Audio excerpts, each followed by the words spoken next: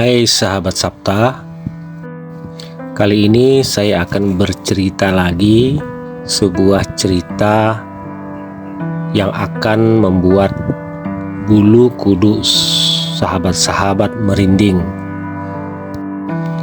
Cerita ini dialami oleh seorang pemuda, sebut saja namanya Dedi. Dedi ini hobinya berolahraga, terutama lari pagi dan bermain sepak bola. Jadi hari itu, hari Minggu pagi, dia terbangun dan bergegas wudhu dan sholat subuh. Kemudian bersiap memakai baju olahraga untuk lari pagi. Hari itu si Dedi ada janji dengan temannya, si Arif. Mereka janjian di sebuah lapangan bola, tempat mereka lari pagi dan bermain bola di sana. Singkat cerita, Dedi pun pergi. Jam menunjukkan sekitar pukul 4.30 pagi. Dia berlari kecil menyusuri gang-gang pemukiman warga dan jalan desa. Lalu sampailah dia di lapangan bola. Dia tidak membawa jam tangan. Dia hanya berasumsi waktu itu kurang dari jam 5 pagi karena langit masih tampak gelap. Setelah sampai, Dedi masuk ke area lapangan bola itu. Namun, betapa kagetnya dia karena di sana tampak ramai sekali dengan hiruk-pikuk orang-orang yang sedang bermain bola.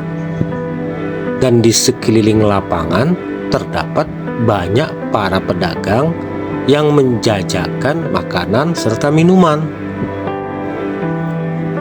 Loh, masih subuh kok udah ada yang main bola? Ramai pula ini. Pedagang jam segini, gumamnya keheranan. Dia berpikir waktu itu tidak wajar bermain bola di luar ruangan dengan kondisi langit masih gelap, pekat, dan penerangan minim kala itu. Dan seumur-umur dia berlari pagi di sana, tidak pernah melihat orang-orang main bola saat subuh dengan pedagang yang seramai itu. Main bola biasanya menjelang sore hari, yang main pagi pun jarang sekali. Apalagi ini subuh dengan suasana langit masih gelap. Lalu dia masuk ke area lapangan dan duduk di sebelah bangku yang di sebelahnya ada roda tukang bajigur. "Pesan 1 gelas, Mang," kata Dedi. Si Mang tukang bajigur mengangguk. Si Mang tukang bajigur dari tadi tidak memperlihatkan wajahnya. Ia hanya membelakangi saja. "Aneh ya, jam segini kok pada main bola?" tanya Dedi pada si Mang bajigur.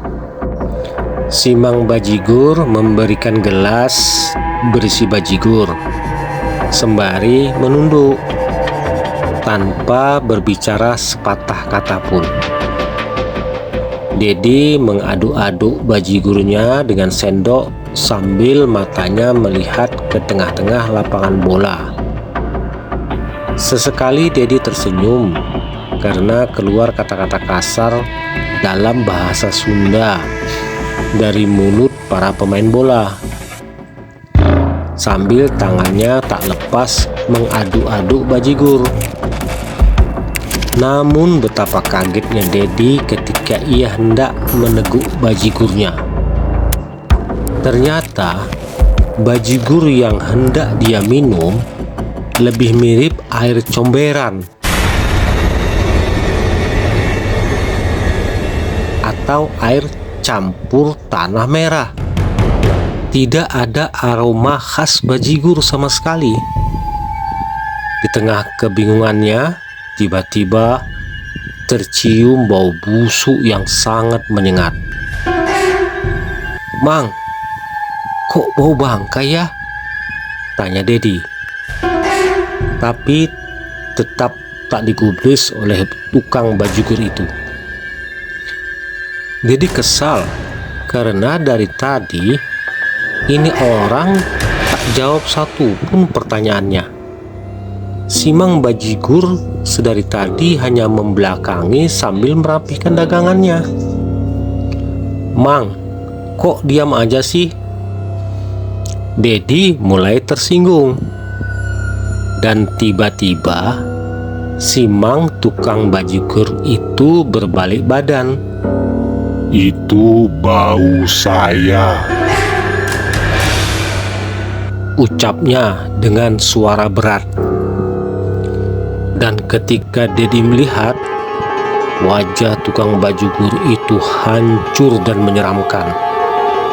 Rupanya bau bangkai itu berasal dari wajah hancur tukang bajigur yang terlihat membusuk dan dipenuhi belatung-belatung yang sangat menjijikkan. Dedi pun lari tukang langgang, menjauh dan melempar gelas bajigurnya.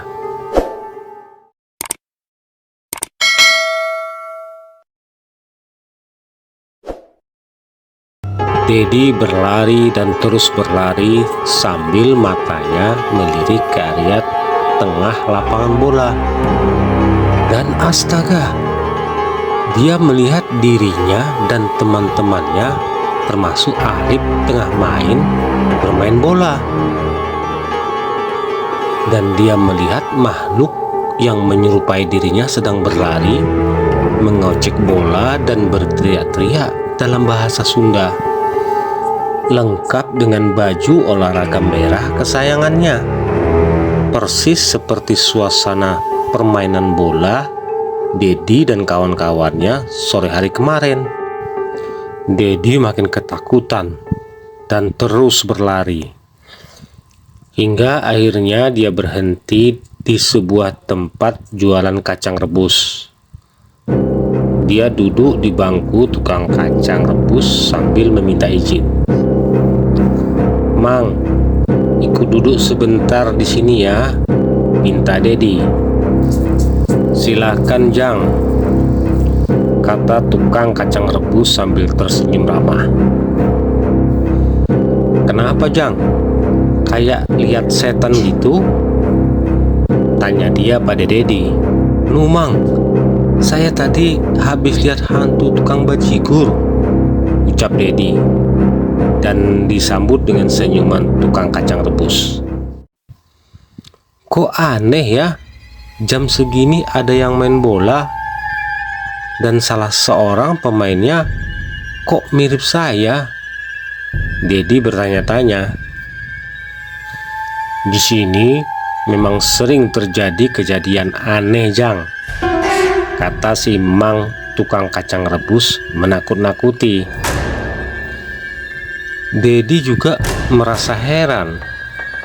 Langit kok masih saja gelap dan si Arif dari tadi tak muncul-muncul. Padahal pikirnya waktu kala itu sudah lebih dari jam 5 pagi. Lama rasanya Dedi ngobrol dengan tukang kacang itu.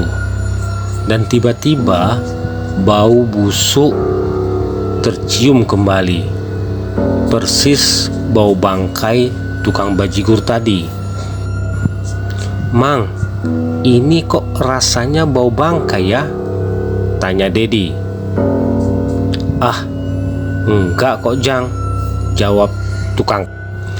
"Tadi saya ngeri banget lihat wajah tukang bajigur yang rusak banget, dan baunya itu mirip sama bau yang tercium sekarang," kata Dedi agak bergidik. Dan tiba-tiba suara si tukang kacang rebus berubah menjadi berat. rusaknya seperti saya nggak? Ucap si Mang tukang kacang. Tiba-tiba wajah tukang kacang rebus itu berubah rusak dan kemudian mendekatkan wajahnya persis di depan muka Dedi, disertai bau bangkai busuk yang sangat menyengat. Sampai Dedi pun mau muntah. "Astagfirullah!" Dedi berteriak. Kemudian dia berlari sekuat tenaga menjauh keluar daerah area lapangan. Dedi berlari tergopoh-gopoh dan tidak sengaja menabrak seorang gadis cantik berambut panjang di depan pintu gerbang. Si gadis marah dan bertanya, "Kenapa, A? Kok kayak ketakutan gitu? Sakit nih." "Maaf, Neng, saya buru-buru," kata Dedi. "Memangnya ada apa, A?" tanya si gadis lagi. "Aa tadi lihat setan berwajah hancur, Neng," timpal Dedi. Ada-ada saja. Ini Neng baru saja mau masuk lapangan," kata si gadis. "Memangnya Neng mau kemana?" tanya Dedi penasaran. "Lari pagi lah, sambil liatin orang main bola," ujar si gadis sambil tersenyum menggoda. Rasa kelaki-lakian Dedi mulai menyeruak dan timbullah rasa ingin tahu. "Ngomong-ngomong, nama Neng siapa?" tanya Dedi. "Nama saya Sari, A," kata gadis tersebut sambil menyodorkan tangannya yang putih dan mulus. "Oh, saya Dedi," jawab Dedi sambil ngos-ngosan. Singkat cerita, mereka berdua ngobrol di bawah pohon di luar area lapangan. Gadis itu cantik sekali, walaupun kala itu hanya diterangi cahaya bulan sisa tadi malam yang remang-remang. Sebetulnya Dedi bingung kenapa bulan masih saja nampak, tidak juga berganti matahari. Dan dia juga heran, kok ada gadis cantik lari pagi sendirian? Apa dia tidak takut? "Neng asli mana?" tanya Dedi. "Asli sini, A," timpalnya manja. Sering kesini ya? Tapi A gak pernah sekalipun lihat Neng," tanya Dedi bingung sambil menggoda. "Mungkin belum waktunya, A," jawab si gadis sambil tersenyum. Dedi pun semakin bernafsu dan mulai berani memegang tangan si gadis. Sementara gadis hanya tersenyum manis. Dedi seketika lupa dengan kejadian mengerikan yang tadi dialaminya. Namun tiba-tiba semerbak bau bangkai tercium kembali. Hati Dedi mulai gundah dan takut. Jangan-jangan gadis ini juga hantu, batin Dedi. Dedi perlahan melepaskan tangan gadis itu dan mulai beranjak dari tempat duduknya sambil ketakutan. "A, mau kemana?" tanya si gadis. "Aa mau pulang, Neng," jawab Dedi. "Aa, wajah hantu yang rusak tadi seperti Neng gak?" tanya si gadis sambil tertawa cekikikan ala kuntilanak. Dedi langsung gemetaran ketakutan. Dan benar saja, wajah cantiknya kini berubah jadi burung rupa. Dedi pun berteriak dan berlari kencang menjauh. Bau bangkai itu makin menyeruak dan terdengar tawa si gadis menggema seperti mengikutinya. Dedi mulai memelankan langkahnya. Dia mulai lemas dan lunglai. Matanya berkunang-kunang. Dan tibalah seorang bapak tua menangkap tubuh Dedi yang mau ambruk di pinggir jalan yang sepi itu. "Ujang siapa?" tanya bapak tua itu. "Dedi, Pak. Saya tadi lihat hantu di lapangan bola sampai 3 kali. Ampun, tobat," jawab Dedi sambil menangis. Lalu Dedi bercerita kalau dia lagi dikejar-kejar hantu. Dedi sebetulnya khawatir si bapak tua itu hantu juga. Tapi nampaknya Dedi mulai mantap bahwa bapak itu bukan hantu. "Ikut bapak saja ke rumah yuk. Kebetulan bapak mau pulang habis kerja lembur," tawar bapak tua itu. Dedi mengangguk dengan wajah yang pucat pasi. Rumah bapak tua itu tidak jauh dari kawasan lapangan sepak bola itu. Diberilah Dedi segelas air putih hangat. "Di sini memang sering kejadian adanya penampakan hantu, Jang," kata bapak itu. Si bapak bercerita bahwa dulu hantu-hantu tersebut adalah para supporter bola yang berbondong-bondong ingin menonton tim kesayangan mereka yang akan bertanding di luar kota. Tim sepak bola itu sering juga berlatih di lapangan bola tersebut. Di perjalanan, bis yang mengangkut mereka jatuh ke jurang, termasuk beberapa pedagang dan gadis cantik yang ditemui tadi. Peristiwa itu terjadi jauh bertahun-tahun sebelum Dedi sering ke lapangan itu.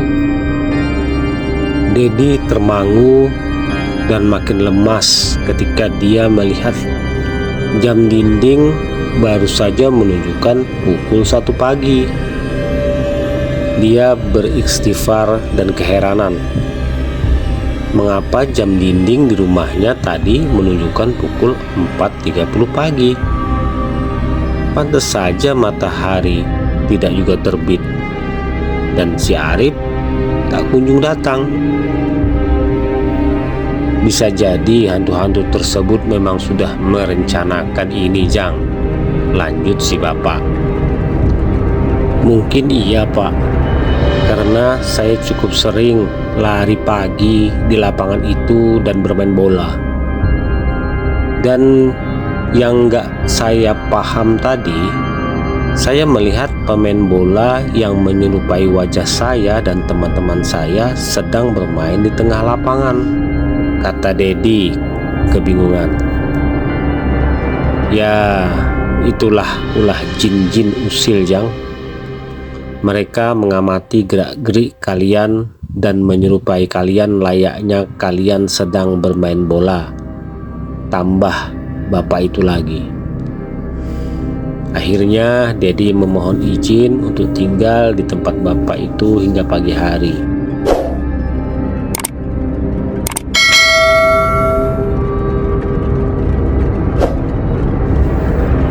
Setelah itu Dedi sakit hingga seminggu lebih dan tak berani lagi untuk bermain di lapangan itu.